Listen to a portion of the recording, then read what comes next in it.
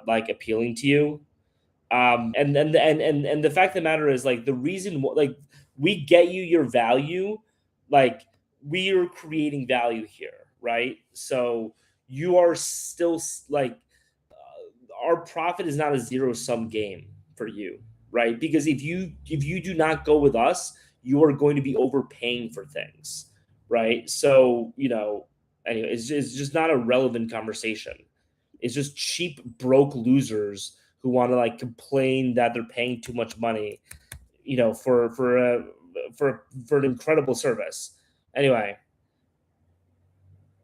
yeah, no worries. It's um trips to Cartagena. You can look over here. Um anyway, let me see. The least safe place that I've been, generally speaking, the least safe place that I've been is Brazil.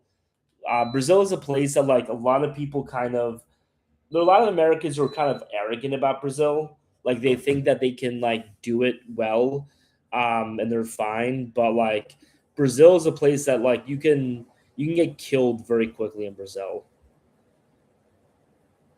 Why you should buy a trip? The reason why you should buy a trip is because um, I was just real safe. You're an idiot, bro. Shut the fuck up.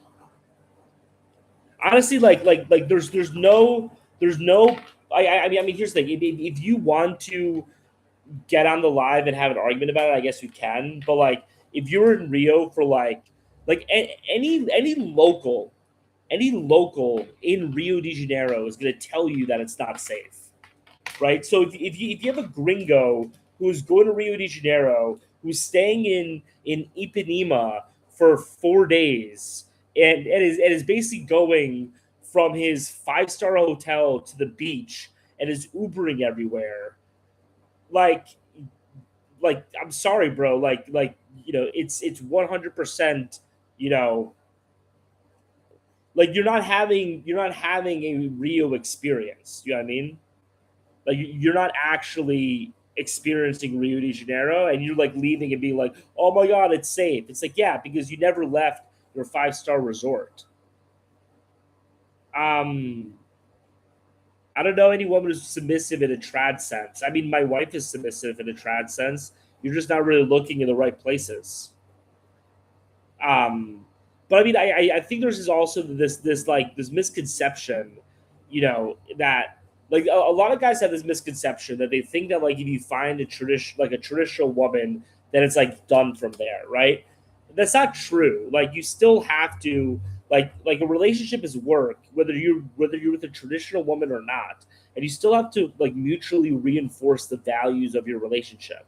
This is why I tell people to go to church, because there are a lot of guys who will find a quote unquote submissive girlfriend, and then like 3 or 4 years later, the girlfriend will no longer be submissive, and then you have these guys who like come on the lives are like, no, these girls are just like prostitutes, yada yada yada. That's not true. The reason why the girls don't end up being the submissive girls for eternity that you sign up for is because you're not reinforcing the values, right? You have like the world is a constant fight for the headspace and for the values of people within it. And if you are not constantly fighting for your values, somebody else who's fighting for their values is going to win out on you, right?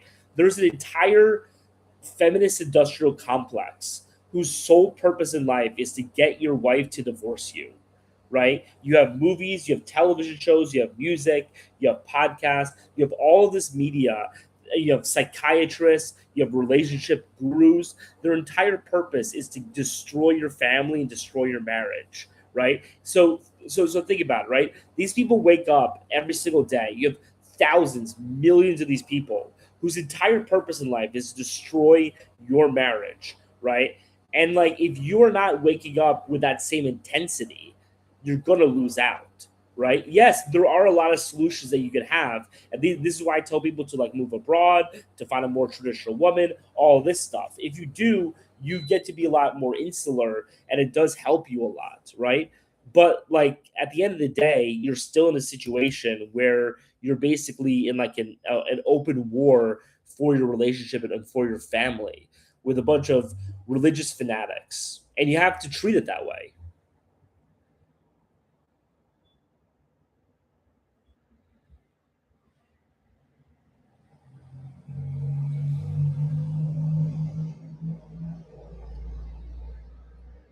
Rio is super dangerous. I lost a friend there in a so-called safe. So first of all, like I'm sorry to hear that, man.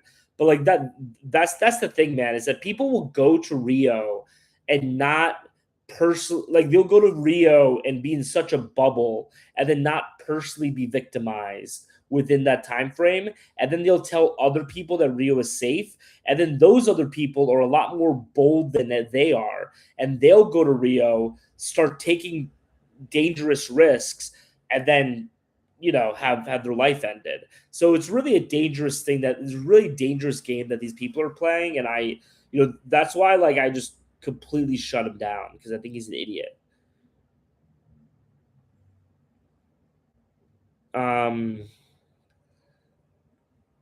I mean, no, Italian women have problems too, man. If I learned Spanish, it would be easier for me to get a Latina. Yeah, dude, 100%. I mean, what I tell people is that, like, what you should do, you should go to Latin America first and like start taking trips. I mean, be a digital nomad and move down there, right? And then, like, after you start dating women, start really focusing on learning your Spanish. And then once you do that, you'll be able to learn a lot easier because you'll be learning through immersion. Learning through immersion is way better than any language app, any teaching course or anything like that. Like, speaking it every day and being forced to speak it every day is the best possible way to learn a language. um I'm going to move to Buenos Aires for a month. You shouldn't move to Buenos Aires. That's a bad idea. So I'm not going to give you, and I'm not going to tell you tips, because the tip I have for you if you're moving to Buenos Aires is to not move to Buenos Aires. You know, it's just money economics. It's not just money and economics. This is what people don't understand. Like Westerners, and I know you're from Singapore, dude, but like, Singapore's basically a Western country. Westerners have this really myopic view of the world, and it's kind of sad, to be honest with you. I mean, traditional people have their own myopic view of the world, but it's very naive. We're like, you guys view everything in the world as a financial transaction. You do not have any value. Like, you do not ascribe any value to humans or human life. Everything for you is just monetary, right? And because you view the world like that, you assume that everybody else views the world like that. But like, they don't. There are people who genuinely view the world in a very different way than you. And again, this is why I'm telling this is the specific reason why I tell people, if you want to have a successful long-term relationship, you need to go to church and you need to be religious. That is what's going to help you have a successful long-term relationship. Because the people who are still secular, who have the point of view of AI from students, right, who want a traditional woman but view that as an economic transaction, what ends up happening is you end up being in a position where your relative economics change, right? Because at that point, you're basically treating your relationship as a job, right? But every job is temporary, right? There is no job on earth that is permanent, right? There's no, because at some point, either the company outlives its usefulness for you, or you outlive your usefulness for your company, right? You either go get another job or they get another employee. That always happens, right? And you can't, and that's the reason why the divorce rate in the West is so high, because people are treating the relationships like jobs, right? You can't do that, right? I mean, you can, if you're not going to have a happy life. You're not going to have a happy long-term relationship if you do that, right? You need to, um like, what's the reason to not get divorced if you're religious? Is very simple. Is Jesus says, if you're Christian, you're not allowed to get a divorce. So that's the answer. You know what I mean? You're not allowed to, right? And you have to figure out your problems. You have to view your wife not as a submissive servant who's, doing stuff for you, but like as an actual life partner that you're building a life and a future with, who has her own value and has her own things that she's bringing to the table that are of equal value as yours.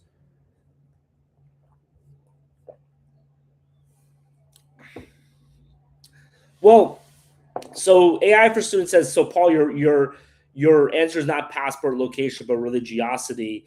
Um, I mean, I obviously I'm a Catholic, so like I think that Catholicism is the answer to all the world's problems. But like, I don't think that, you know, I mean, obviously there are people who have very successful traditional relationships who are Muslim and Hindu as well. Obviously, right? But yeah, no, I mean, the answer is location because different locations have different levels of religiosity. Different locations have different values, right? So you want to go to a location that has better, more conducive values for a long term relationship. Anyway, what the f kind of take is this? I don't know. If you have a problem with the take, dude, tell me what the problem is. Anyway, um, anyway, let's see if Tox. Oh, okay. Well, I guess that's fine. Um,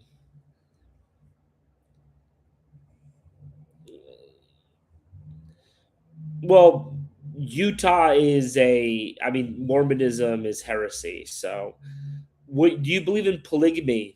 No, I don't believe in a polygamous relationship, and I actually think that this is like a funny aspect of like Islam specifically that I think is kind of like I'm gonna do this take some other time. It's not that I'm scared of making the take; it's just I haven't fully formulated this take yet. But no, I don't believe in polygamy, and I actually think that like it's a situation where you have you know um, subtraction by addition. You know what I mean? Like there is something special that exists in a monogamous relationship between two people who are really in love that is impossible to exist within a relationship with more than two people, right? And so this is the whole point that I'm making is that an actual long-term steady monogamous relationship has such value in and of itself that surpasses the specific services that you two are rendering upon each other. You know what I mean? And that is the issue, and that is the reason why there's such a high divorce rate in the West, is because you guys are viewing marriage as this work relationship, right? So obviously, getting two workers is better than getting one worker, and having three workers is better than two workers, right? And that's the whole idea of polygamy, right? But the problem with that is that you're missing out on this other greater value that exists, right?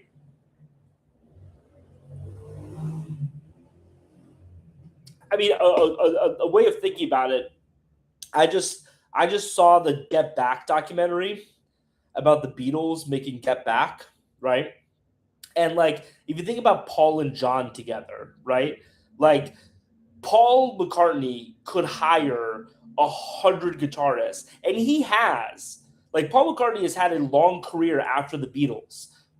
He has not had a like his you could take his greatest hits from 1970 to 2025, and that greatest hits album would still not be as impressive of an album as the worst Beatles album, right? That is the difference that exists between and him alone hiring guitarists and him being able to hire whatever guitarist he wants, and him having this long-standing relationship with him and John Lennon, where they know each other, they're able to build off each other, they're able to build the greatest music catalog of all time, right? That's the difference between viewing marriage and viewing relationships as just this servant who's working for you that you're paying for versus an actual cooperative relationship. Is that difference between Paul Lennon McCartney and Wings?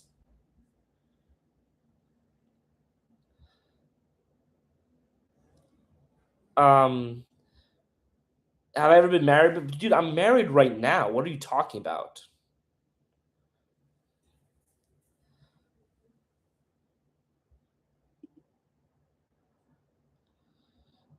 What country did they call you fat the least amount of times? I don't know, dude, but I see that you have 1,000 followers. I have 55,000. So maybe, and you're on my live on Valentine's Day. So why don't you just shut the fuck up, dude? Well, the trad wife is not. a uniform category. You know what I mean? Um, but again, I view Mormonism as a heresy. I have way more than you in a year. Bro, wait, you started 2 months ago? You think 1,500 followers is impressive in 2 months? Bro, in 2 months, I hit 7,000 followers. I hit 10,000 in 3 months. I hit 1,200 in my first week. What the fuck are you talking about? You're a loser.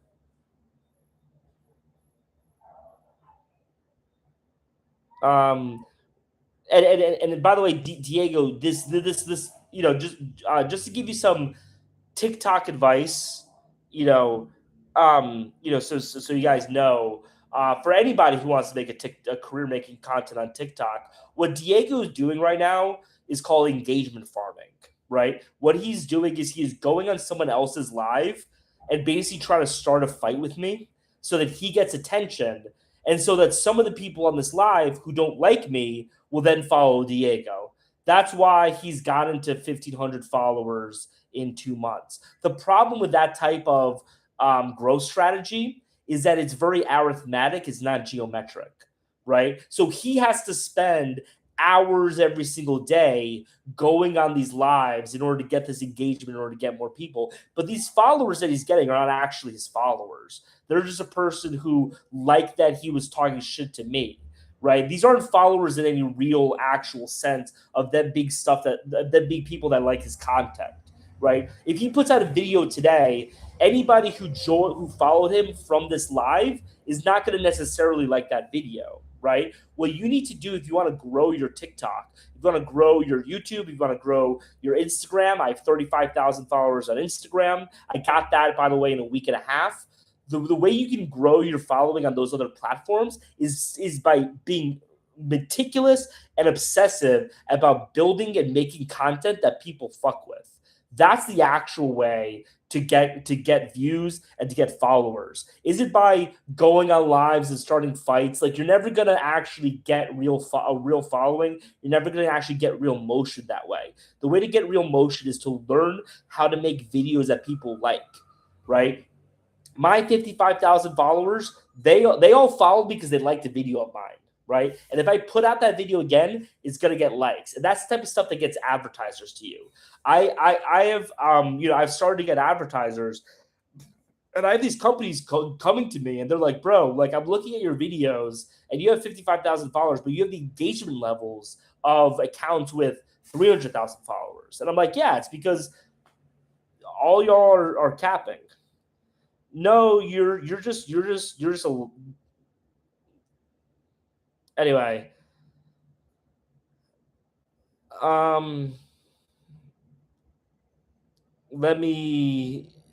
I'm how it is a heresy. I'm just gonna. I said my piece on Diego. Buenos Aires is pretty safe, generally speaking. I think you have some Latin blood in you.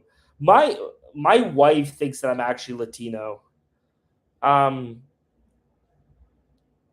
dude, he is Indian. You have philosophical depth, not just knowledge. I appreciate that. Do I live living on TikTok? So I quit my job a month and a half ago, and I started making money on TikTok. But ironically, one of my big issues is that I haven't had a video pop off in like a month, and it's been really, really like destroying me. So that's like my main focus right now. I'm on these lives. I'm hoping that some of you guys can give me some inspiration. I'm hoping somebody could give me like some actual um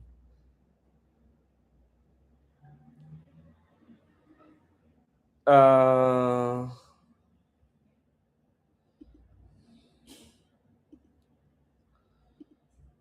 best country for strip clubs. Anyway, I'm this guy stopped being interesting. I blocked him. Um anyway, I want to go to Bolivia for 6 months. Can you tell me about Bolivia? I don't really like Bolivia that much, to be honest with you. Like, there's some people who go there and like love it. I don't really like it. Like, Bolivia has so The problem with Bolivia, man, is that it's too uh the classes there are too separated. You don't really have a middle class in Bolivia.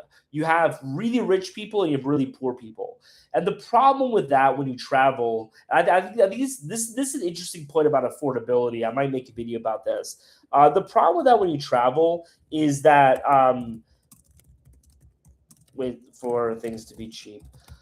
So you need a middle class in areas for things to be cheap, and the reason why is because if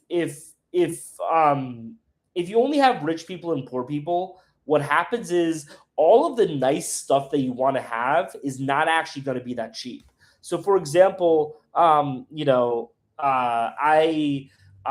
was in Laos with my wife recently, right?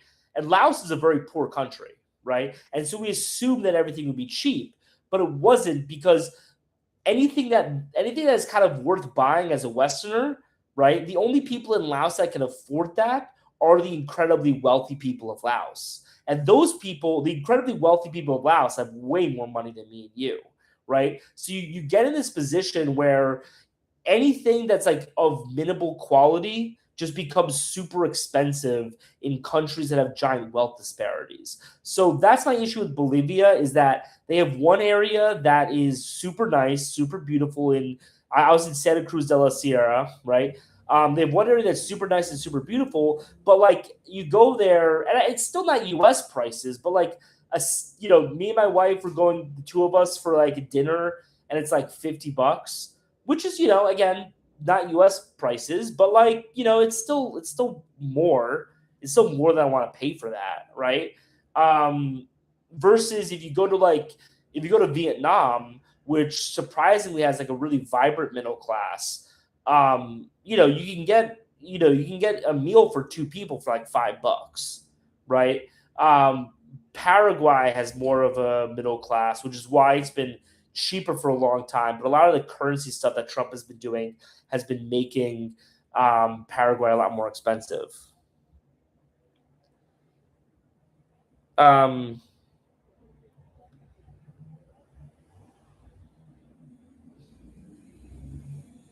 Come to South America, Cape Town. I might.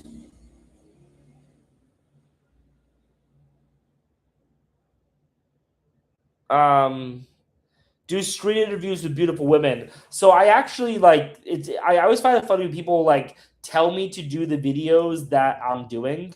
I literally like my last 5 videos have been all street interviews with beautiful women. The problem is that those videos haven't popped off. So I don't know. People apparently do not like videos of beautiful women. I am shocked. I assume that you know, uh, you know, I assumed that that would just get a ton of views, but apparently it didn't. Um, anyway, is your wife hotter than Prime Sofia Vergara? I mean, for me, um, rate Thailand versus other remote locations like Colombia, please. What's suppression? I don't know. I don't know what's suppression. Don't like Colombia, like there are areas of Colombia that are fine, like Cartagena, but generally, and like Thailand too. But generally speaking, like the best remote locations are not places like Colombia or Thailand. I think Colombia and Thailand are really good locations for your first trips. That's why we offer this group trip package in Cartagena to make it easy for people who want to travel abroad to be able, Brandon here, Colombian Odyssey, he's been living in Colombia since May, right? And this guy knows Colombia backwards and forwards, knows everything about it, owns a club in Medellin, owns this yacht in Cartagena, right? And so, in terms of the people to show you around Cartagena, he's the absolute best. And so, we think that these are good spots to have your first trip. But if you're a digital nomad, I wouldn't recommend these spots. I might be shadow banned. Um, I've been to Egypt. I have. I don't really um, I don't really like Egypt that much, to be honest. Oh, TikTok suppression. It could be suppression. Um, You need money and gentleman skills for Slavic women. Nothing else matters that much, dude. Are you Indian? After students, are you like? I know you're Singaporean, but like, are you ethnically Indian? Like you guys fetishize Slavic women. I think it's because like I'm Slavic. Like you guys really think that Slavic women are like the most amazing women on planet Earth. Slavic women suck, bro. Slavic women are terrible. I don't know why you guys love Slavic women so much. I grew up in a Slavic household. I'm from Poland. Slavic women are horrible. Like, you know, you need money and gentleman skills for Slavic women. What that means is Slavic women are gold diggers. And Slavic women will try to extract every single dollar out of you.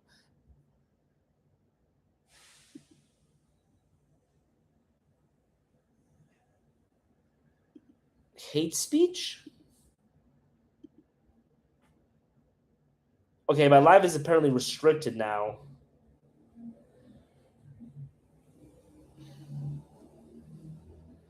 Um, so my ethnic Chinese. Um, okay, guys. So everybody who's watching this live on TikTok, I just got restricted, which means that we're not going to. We'll do this. If the follower, if the viewer number starts to really drop, I'm just gonna jump off and jump back on. You know what I mean? Like, I'm not going to. Like, there's no point in me having a live if no one's gonna see it. Apparently, this got flagged for hate speech. I didn't know that I could do hate speech against against my own group. I am like, do I need to like show my passport to TikTok to prove that I'm Slavic or something, that I can say these things about Slavic women? You know, which Slavic country is best for women? None is the answer you're looking for. None. Um, take a shower. I just took a shower. What are you talking about?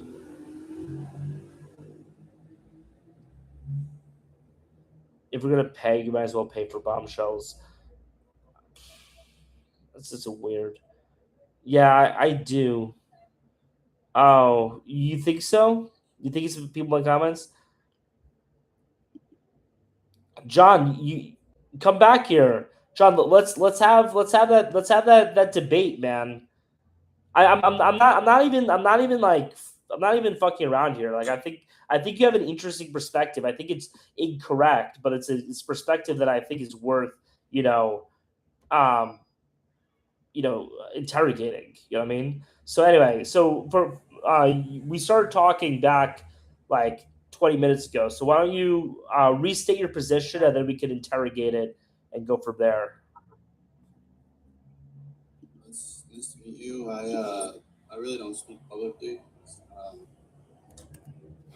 I speak publicly as far as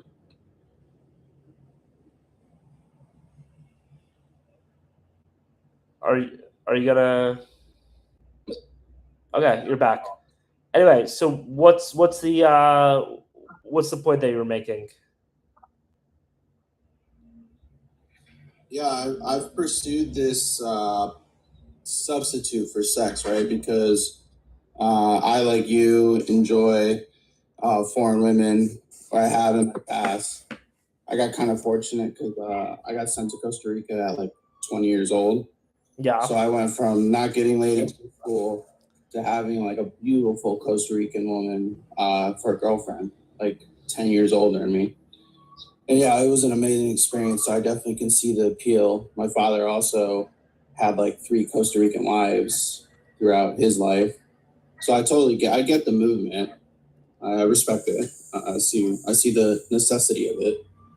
Um, I've always wanted to not have attachments, so creating a substitute for sex, like the real thing, like real naked, sexy woman, not a Pornhub.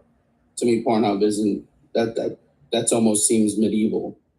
So using technology such as the very expensive sex doll. I mean, these things are not, you got to have a budget, as well as the VR technology. as well as the devices. I'm talking about like the hand Yeah, I mean, okay, so in here, combination. I'll grant you that it is incredibly, incredibly realistic, right? I'll grant all that to you, right? Like, I still think that there's a unique value in having a relationship that you're not going to get from, you know, uh, just being alone and having a doll that takes care of these things for you. Would well instead of making it like we're coming from opposing sides of the equation, would you agree that it's a one for one substitute, I not for the relationship, but for the set? I don't think so, but I think there are bigger issues at play. Like the bigger issue is, that there are unique values in having a long term relationship that you're not going to get from that, right? Like, how about this, right? I would even argue that it is better to be in a situation where you're just using your hand every day in a marriage versus, that situation with that doll, right? That's that's what I'd say, right? The value that you get from a marriage or from a long term relationship, so like those like that is 99% of the value, and the sex is like the 1% of the value. Are you speaking to like humans being social creatures? Are you talking about like society wise, social wise? You're talking about your personal benefit from having the marriage. I'm talking about your personal benefit from having a marriage. I mean, That would seem to me assuming it's a good marriage, yeah, but like, 'cause I'm in LA and you can get damaged. I mean, you can get zeroed out in a marriage here. yeah, I mean, that's why I tell people to leave cities like LA, right? Like, obviously, right? Like, the answer is not to always stay in the place and figure it out. So there's some places that are just bad places to be and that you need to leave, right? Like, in the Bible, Lot left Sodom, right? Like, God didn't tell Lot fix Sodom. He said, "Get out of here and I'm going to destroy it," right? That's the solution. Sometimes you need to leave Sodom, right? And you need to go to a place that's better, right? But if you're afraid about getting zeroed out and getting destroyed and manipulated by a woman in the United States, that's a completely fair thing. And this is a point that I make a lot of times. People will ask me, am I black pilled, right? I'm not. I don't consider myself black pilled. I'm black pilled on America, but that doesn't mean that I'm black pilled on relationships, on marriage, on everything. I'm just black pilled on one specific geographic location. It's the same thing as like I'm black pilled on North Korea. You know what I mean? Everyone in America is black pilled on North Korea, right? We can all agree on that. I'm just adding one country to the list of countries that are not really great places to live and especially find a wife. Well, I mean, I definitely wish you the best of luck. And you may need, you may be rolling the dice. You may need to be lucky, and you're not in any precarious situations. In your adventures. I mean, I haven't watched you too long. I do find you entertaining. Just for me, like I'm in a unique circumstance where for the foreseeable future, is that my vow is actually to be single for the rest of my life. I'm 39 as of today. Yeah, I mean that's not a good vow to make. You should break that vow. And you should be in a relationship. You should just leave Los Angeles and have a relationship somewhere better. That's that's what I would say, right? Like, you can find better women in other locations. You don't have to, you know, like, I mean, come on, like, you want to be single for the rest of your life? That sounds horrible. It's what's making me personally happy with my pursuit. I have a fledgling career, and this is what allows me to have maximum focus. Hey, You mentioned the Bible. Jesus was single. Yeah, but Jesus was also God. That's he's kind of the exception to a lot of the rules, right? He did say in Matthew 19:14 that like a man must leave his not is 19:4. 18 I think it's 18:4. He says in Matthew 18:4 that a man and a God created man and woman to be joined together. I can get the exact verse for you if you like, right? Like the point of men and women is to be married, right? And I mean, you can throw in my face that priests in the Catholic Church are unmarried, but that is, in my opinion, it's a heresy that began in the 1300s for completely corrupted reasons, right? So I don't even agree with that, right? Like Jesus and the apostles are an exception to rules, right? But like this is a complete encapsulation of what I think is like the problem with the mindset that exists in the United States is that you have people who like if you were to go to a person in Vietnam, right, and say, I mean, maybe this is not the case in Vietnam. I can speak more closely to Latin America. If you go to a person in Brazil and say, hey, man, I don't want to get married, have a family, or I don't even want to like date women. I just want to focus on my job. They look at you like you're insane. You know what I mean? It's such a weird kind of sacrifice to make, in my opinion. Yes, weird is a label that I'm gonna willingly on. It's unfortunate. But my motivation to get married cannot come from social pressures because it's not just my career; it's more of my mission. What's your mission? And it's a lofty mission. It's almost hard to feel you can get ridiculed for it, but I definitely want to spend my time here in LA helping the unfortunate, pursuing my I would say like change your stripes, like going from being a common man to you spend time in the third world, so you know it is very lord and lady and peasant. They have a different type of society. I would like to become a better man, a lord. I would like to have lands. I would like to, I have lofty ambitions across multiple industries. I mean, what's the point of being a lord and building up this empire if you're not going to have kids to give it to? By the way, Gugco Gringo and Neil, if you want to join in, feel free to. I just unmuted you guys. But like, what's the point of like having land, having all this stuff if you're just gonna like the reason why people pursue like greatness and wealth and all these types of things are for two reasons, right? One is if they have a family in order to like give this stuff to the progeny, or two, if they don't have a family and they're just hedonists, is to be able to sleep with lots of women, right? But like if you're not going to be doing either of those things, it's like why, like what's the point of having that pursuit? So my question doesn't really come from that train of thought. I'm just curious about the idea of going into places like Colombia or Vietnam, like any of these places that are considered passport bro. And is the idea just romanticized that there's some trad wife out there in the mountains? No, it's not. I found one. But anyway, like different areas have different cultures, right? Like if like it's kind of like saying like is this notion kind of romanticized that I'm a Muslim and if I just move to Pakistan I'd be able to find a Muslim wife. It's like, well, yeah, I mean you have a group of people there who are Muslim.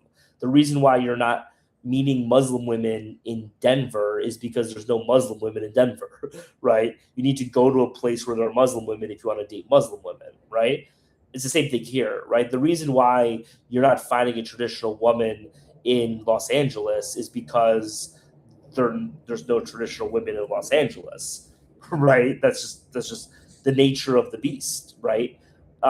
If you want to find one, you need to go somewhere else.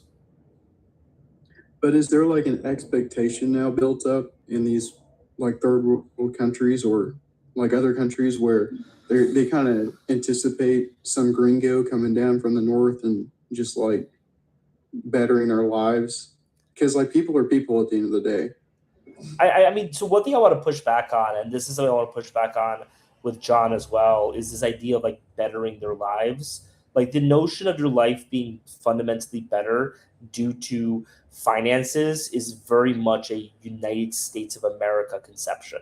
It's very much a European conception, right? In a lot of other places in the world, they do not view life the same way, right? Like in America, you'd sell your own mother for like $1 million, right?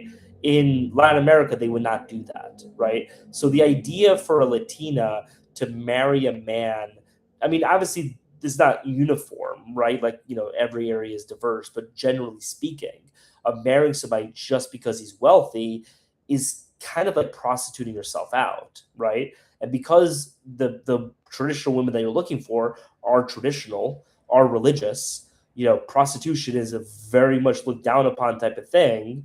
It's like, you wouldn't do that, right? So you need to realize that like different people have different conceptions of the term quality of life.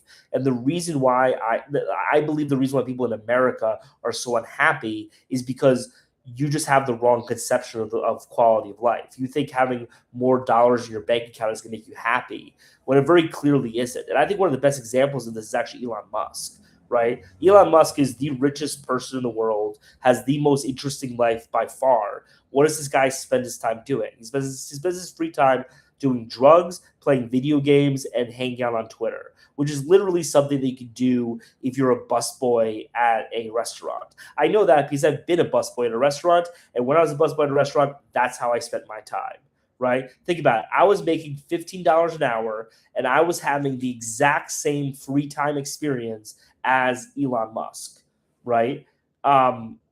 It kind of shows the degree to which a lot of money is not going to really buy you that much happiness. And I think one of the reasons for a lot of the degenerate behavior amongst uber wealthy is because they get to that level of wealth and they start realizing it's not making them happy. So they're trying to chase these new experiences that you can only get if you're very wealthy in order to justify it. But they end up not being happy and fulfilled by that either. The only real way to be happy and fulfilled is through your family, through human connections, these types of things. Does that make sense? It does, but like where I was going with it is that I think it was one of the videos that I had watched you talk about. In certain cities in Colombia, there is like a realization that people from North America are coming down there and they're looking for, a specific type of person. Yeah. The people of that city know that, and then they try to play that card to get something out for it for themselves. Whereas if you go to the places that are not saturated, then you will find real people. And then the question is, am I going to take this person back with me to the United States and separate them from their family that they've known? Or am I going to build a life here and actually live with my assets with this person? I think Can I chime in? Personally, I'll answer it quickly, and then feel free to chime in. Personally, I think the best answer is to move to Latin America. I mean, it's what I did. But I misunderstood your question, which is why I can't get an answer. But yeah, you're 100% right. Places like Medellin, they 100% view you as a target. You need to go to the other places with more authentic people. And then I think the best answer is to move down here. But anyway, Gunko Gringo, what's up? Yeah, so I lived in Colombia for like a year and a half. And one thing I want to say is any of the major cities that had adopted kind of this Western education or independence, right? Medellin is a prime example. I mean, like, OnlyFans models are here and adult actresses and all this other stuff. Here, they're definitely going to think differently from an hour down the road. Like you take a bus, you go an hour down the road and it's like a small town, where people make $300 a month and they just have a simple lifestyle. You know, some people are riding horses and whatnot to travel as opposed to motos and stuff like that. But I think you might be thinking too much of it though, because it seems like, I mean, you have lots of great questions, but it also seems like you have analysis paralysis to a degree where it's like, I think you should just get up and go. You know what I mean? I don't think it should be like this complicated ordeal. I think when you get to that situation, you know, then you can start asking yourself more thought-provoking questions like, hey, is this girl actually with me to be with me, or does she just want my money? And there's ways you can kind of go about that as well to what's the word called? It's basically like where you set yourself up to make yourself look like you're not just this guy who just spends a shit ton of money a lot of money, and they'll look at you as like kind of a normal person, even though you are a gringo. Like when I first came here, man, I rented an apartment from a local. Like I slept on an air mattress for like 3 months because I was like really trying to decide what I wanted to do with my life. But the people that I met in that 3 months that knew that I had nothing, I'm still like best friends with them. They've never asked me for money. They know I'm gringo, but they see me as an actual person who's not just here for like, you know, Tusi and women and stuff like that. They see that I'm trying to actually better my life and I'm trying to accomplish something and so forth. But I've never been to Asia, so I can't speak on Asia. I've only stayed in Latin America. One thing I will say, however, is knowing the language definitely helps, because a lot of women will not take you as seriously if you can't have a good conversation with them. Now, if they know English, that's great, because you can still connect. But if you're like doing like this whole like translating back and forth thing, it's going to be hard to actually connect with somebody. So that's another thing. I mean, like, if I go down there, I would assume that I would like want to assimilate to the culture, because if I went down there with the intention of I am just looking for like a dark-headed tan girl, like, or, and I understand that that's not the entirety of Latin America, but like it's, you know, that's the type of person that I think is attractive. But like, Yeah, I'm sure they would pick up on it, and it's like, okay, just like how immigrants come to the United States, we expect them to assimilate to our culture. I am sure they would expect the same. 100%. Yeah, they expect that for the most part. Yeah, well, what I recommend people do is like, I really like Guggo Gringo's perspective on analysis paralysis. I think that's one of the big issues people have. One of the reasons why we have this Cartagena group trip, by the way, is to make it easier for people to move abroad and to try it out. But like people definitely do have that, and I think that you need to just go and like you'll be fine, you know, on your first trip without speaking Spanish. You'll be able to get around. You'll be able to sleep with women. You'll be able to have that experience. But then once you actually decide that you want to move down here and like actually be part of the culture in like a real way, that's when, you know, you start learning Spanish and start, you know, trying to like be a good immigrant and assimilate and all that type of stuff, right? But I think that, you know, a lot of people need, you know, one of my big justifications for the more lurid parts of my content is that it's just a fact that a lot of men especially need that, you know, fun stuff in order to draw them into Latin America. And then once you get here, you realize how amazing the culture is and how much you love living here, right? But don't be ashamed of being like, hey man, I want to just go and party for my first trip there. It's completely fine. You don't need to learn, you don't need to learn Spanish in order to do that, right? If that makes sense. I mean, if I'm going, because I've thought about it, then I would get serious about learning the language. And yeah, but you still got a vacation though first. What he's saying is not wrong at all. Like being a DJ for 3 or 4 days to get out of your system and have like a clear head and be like, man, that was amazing. You know, I could see myself, you know, staying here, doing something. I don't want to say DJing in terms of like it's terrible. I mean, everybody has like a DJing interest. But like, if you're like, okay, I could see myself doing this for a weekend once a month and then lock in, you know, have a family or whatever during the rest of the time. I mean, I completely agree. If you've never been, have you been to Latin America before? No, I've never left the country. Oh shit! Well, Yeah, dude. I mean, you should. Yeah, no. If I were you, I'd definitely do exactly what he's saying. Like, go with a group of people that have similar interests, that all speak English. Enjoy yourself, whether it be a yacht trip or whether it be you come to Medellin and you do like a nightclub rotation or something to where like you just have a really really great time. You get that euphoric feeling, and then once you've had that, then you kind of make a decision. Because let me tell you something about Colombia, man. Everything government related, unless you have like a decent amount of money, and I don't mean decent like 4 or 5K, I mean like bribing amounts of money, everything takes time, right? Yeah. If you want to have a house built, it's going to take a year. It's not going to take 3 to 6 months. It's going to take a year, hands down. Now, if you want to pay triple, sure, it'll get done in 3 months. But like I have a cedula, right? A Colombian ID. I had to go to the immigration office in Berlin 9 times because of a computer error on their end. Yeah.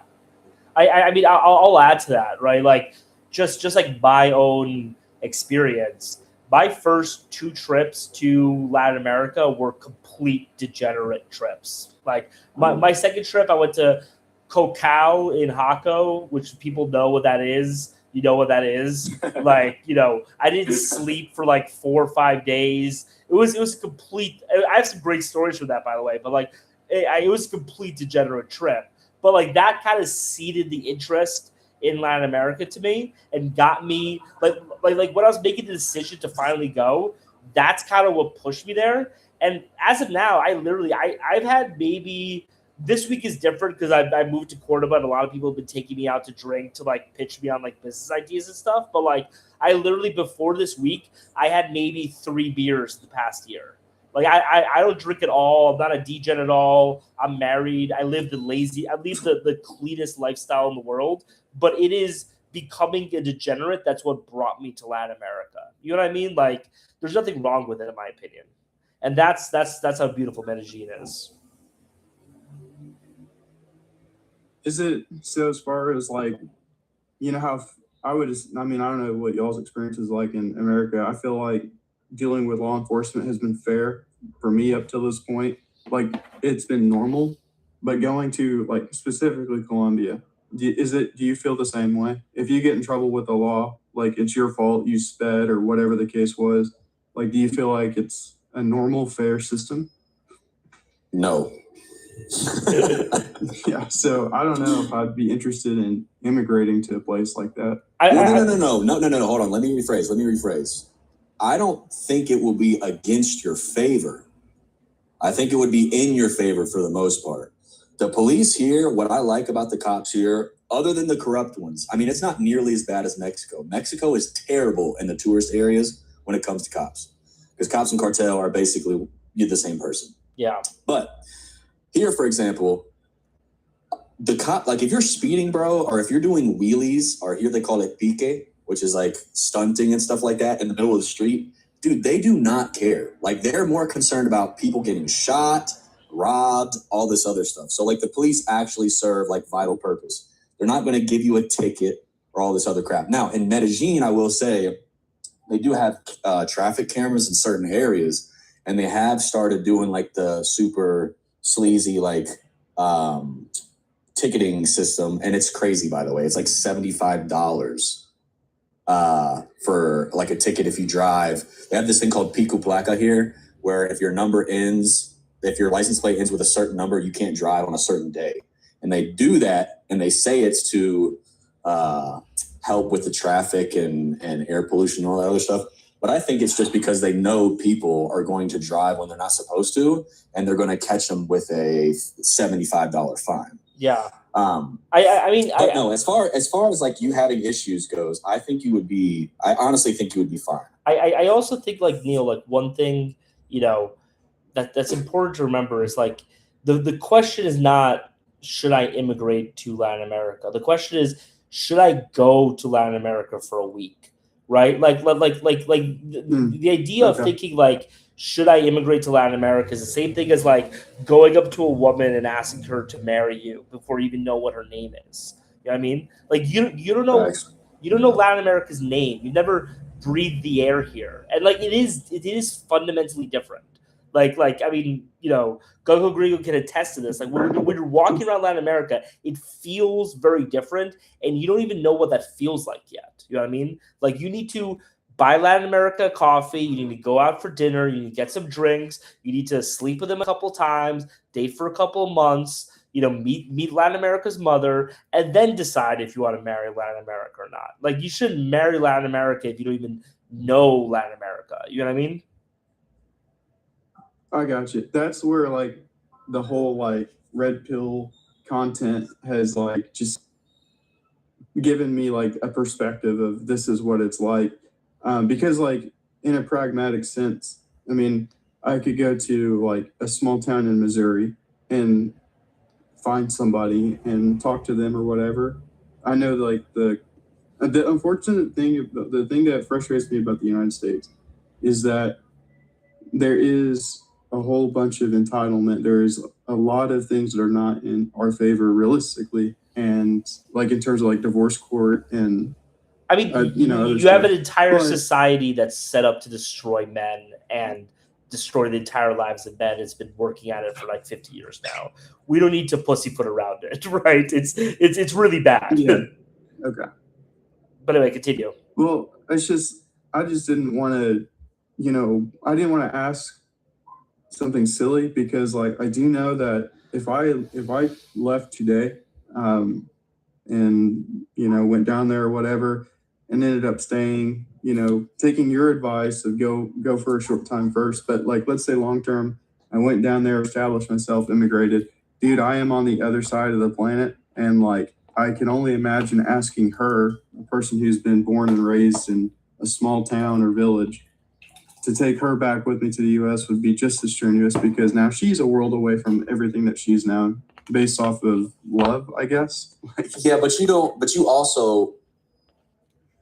I don't want to say it's like beating a whole. Like I just feel like you need to travel, bro. Yeah. Like if you can, just designate a month, right? Like for example, I think a month in Colombia is really great because you get to do the party stuff for like 5 to 7 days. And then for 3 weeks, you get to go to different major cities, different pueblos, and really get a feel of how kind the people are, how delicious the food is. Now, I say delicious because I like bland food. Yeah. I mean, they're not very, when it comes to Medellin anyways, the food's not exactly seasoned. I'll say this, however. I'll say this about Colombian food. Colombia has some of the best ingredients in the world. The actual recipes, though, are terrible. But again, this question that you have, I mean, Gakko Gringo is 100% right? Like this question you have of like, what if I meet this girl from a village? Will she want to like come back to the United States? Do I want to stay there, right? But you haven't even been there. You don't even know who this is a fake woman we're talking about right now, right? It's kind of like, again, you're trying to decide if you want to, you see an attractive woman and you're saying I should go up to her and ask her to marry me. But what if she wants to have chrysanthemums at the wedding? I want to have roses. It's like you'll figure that out once that comes around. Do you know what I mean? Like you're asking questions. You're thinking of like almost rhetorical hypotheticals. Yeah. Like the answers, but you're still asking the question, even though it hasn't arrived yet. I mean, dude, this girl that you hypothetically could meet, this could be 4 years from now, but you're talking as if like it's going to happen 2 weeks from now. Yeah. You know what I mean? I think I would just be more concerned about what's your goals. Okay. If your goal is to meet a woman, I think your goals are a little bit skewed. I think it should be, I want to experience something new. I want to experience something different. I would like to meet new people, and stuff like that. And if you just so happen to meet a girl that you connect with, cool, that's fine. But I think I don't know if it's red pill or black pill or whatever, but I think the idea of traveling specifically for a wife, I think it kind of puts people on like not a blind path, but I think it makes them think differently and it kind of skews their vision in a way. because then they Yeah. just seem desperate to a degree. Like,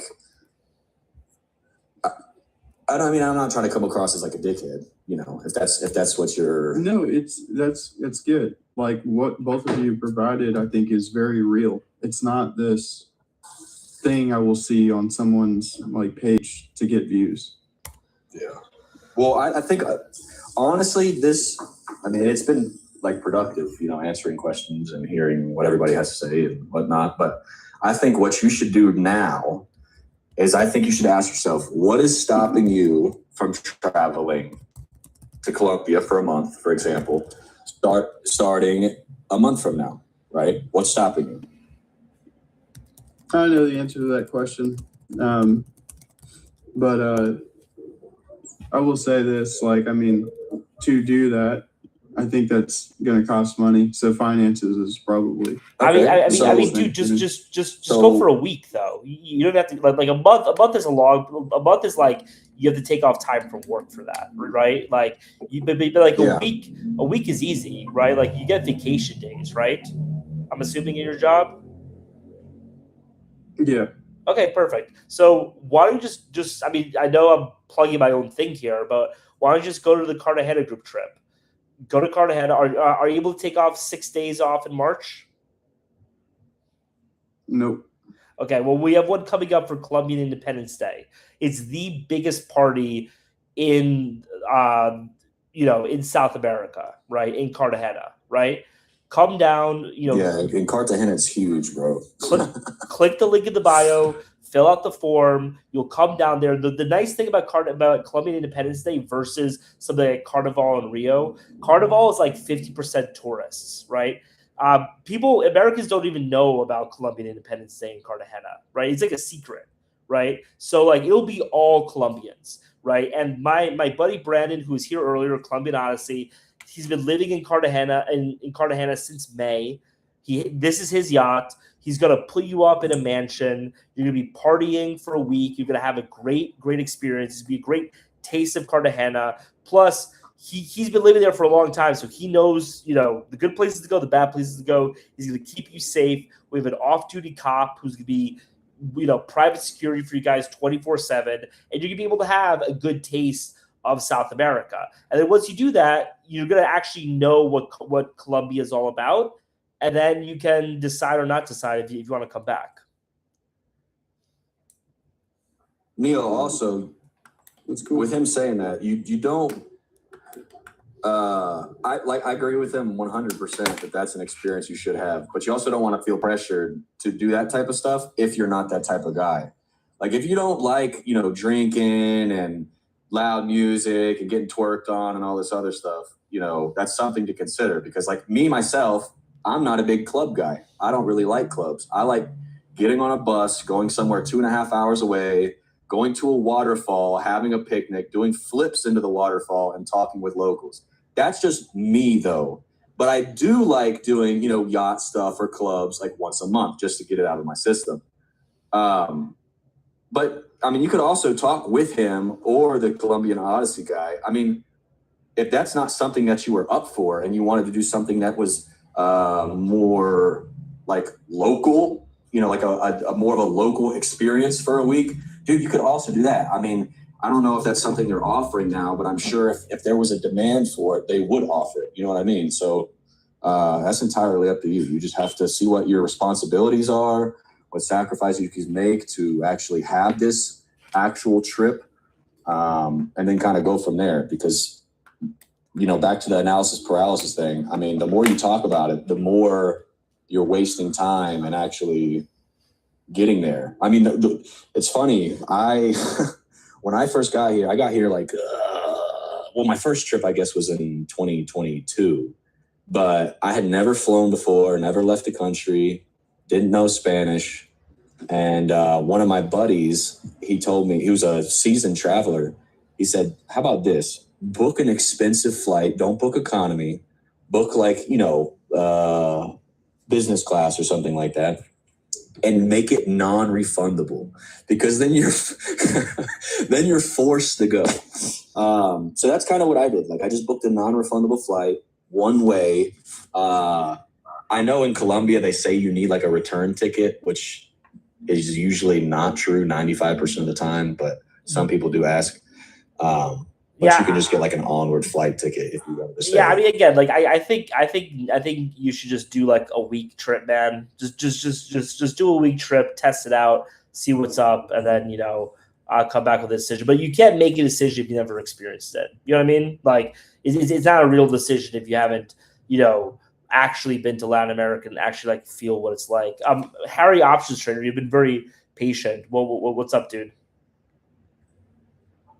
Oh no, bro, it's all good. I'm just tuning in. I was gonna say just go, bro. Just pick a country and go. Like, don't think too much about it. Like, unless you're gonna do like a pre-made itinerary like this Cartagena trip, I would either do that or just totally gung ho it. Pick a country, do some research and pick a decent destination with lots of expats and just meet people, go, do cool things, go to cool places, experience the culture. And, if you want to move out there one day, then, you can, but you also got to think like, especially if you're considering, from a marriage standpoint, like every culture is extremely different. Like I'm actually in Brazil for the first time. I was just in Asia for 3 years. Traveling and working full time, and I just made it to Latin America for Carnival. It's my first time here, and I had like a friend, like a Latina friend I made, Brazilian girl, while I was in Asia, and like we hit it off, and we're like kind of living together right now. But there are things like you just don't pick up in partners, especially until you actually like spend time with them there. So what I'm kind of doing is, I'm only 25, right? I've got plenty of time. I'm in no rush. I'm kind of just going from country to country right now and just kind of experiencing the local life, the people, and just their overall philosophy on life, and whatever kind of culture I think I align with the most, that's maybe where I'll stay longer term. Awesome, dude. Yeah, I love Asia. I've spent about a year in Asia cumulatively. It's one of my I would love to move to Asia, but like we can't for a lot of specific reasons. But yeah, dude. Awesome. So I mean, I think Neil's gotten the message. Any specific any other questions, John? Do you want to talk more about your sex toy? Is John still on? I don't know if he's still on. I was trying to interrupt your vibe there. Again, live in Costa Rica. I think about it all the time. She's, I would have loved. I don't know if you guys recommend bringing them back to the States. I think if I would have brought her back, she would have just been an American girl. Yeah, don't bring women back. I mean, I highly recommend people stay abroad. The reason why I tell people, because people ask me all the time, right? Like, why not just marry a traditional girl in America, right? And the issue is that if you have a girl in America and a girl abroad who are equally traditional, have the exact same values, right? Within 5 years, the American girl, they're here on the value chart. In 5 years, the American girl is going to be over here, and the Latina is going to be like over here, right? The Latinas can get more traditional, and the American girls can get less traditional. And the reason why is, like, as I've described, there's like a whole overall ecosystem in America dedicated to destroying families and destroying relationships and kind of destroying everything, right? So, the same ecosystem comes into play if you end up, bringing a girl back to the United States, right? Okay. I was gonna say Tantris said it, bro. He makes an excellent point. You're leaving the U.S. for a reason. Don't bring them back to become those same reasons that you left. Yeah. So my wife is calling me. It is Valentine's Day. I did promise her that we would go to the park for a little bit, but I'll be back on a little bit later, guys. So thanks everyone for joining. I appreciate it, and I'll be back on in like 3 or 4 hours or something like that. So if people don't have Valentine's dates, you can spend it with me talking about travel. Talk to everybody later. Thanks a lot, guys. See you.